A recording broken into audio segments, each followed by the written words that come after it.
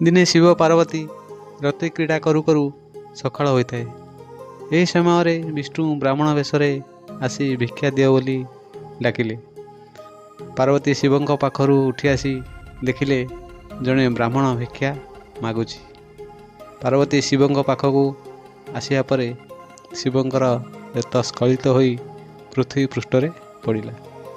ପାର୍ବତୀ ବ୍ରାହ୍ମଣଙ୍କୁ ଦେଖି ଶିବଙ୍କ ପାଖକୁ ଯାଇ କହିଲେ, ଆସ ବ୍ରାହ୍ମଣଙ୍କୁ ଭିକ୍ଷା ଦେବା।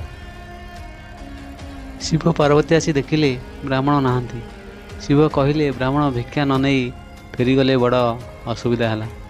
ଏମିତି ବିଚାର କରିବା ସମୟରେ ମାୟାଧର ବିଷ୍ଣୁ ବାଳୁତ ହୋଇ ଶିବଙ୍କ ରେତରେ ଗୋଡ଼େଇ ହୋଇ କୁଆଁ କୁଆଁ ହୋଇ କାନ୍ଦିଲେ। ପାର୍ବତୀ କାନ୍ଦ ଶୁଣି ଘର ଭିତରକୁ ଗଲେ। ଦେଖିଲେ ଗୋଟେ ପୁତ୍ର କାନ୍ଦୁଛି। ତାକୁ କୋଳରେ ଧରିଲେ। ଭାବିଲେ ଆମେ ରତି କରୁଥିଲୁ, ମୁଁ ତ ଅଧାରୁ ଉଠି ପଳେଇଲି। ଶିବଙ୍କୁ କହିଲେ, ଆମର ଗୋଟେ ପୁତ୍ର ହୋଇଛି। ପାର୍ବତୀ ବିଷ୍ଣୁଙ୍କ ମାୟା ଜାଣି ପାରିଲେ ନାହିଁ।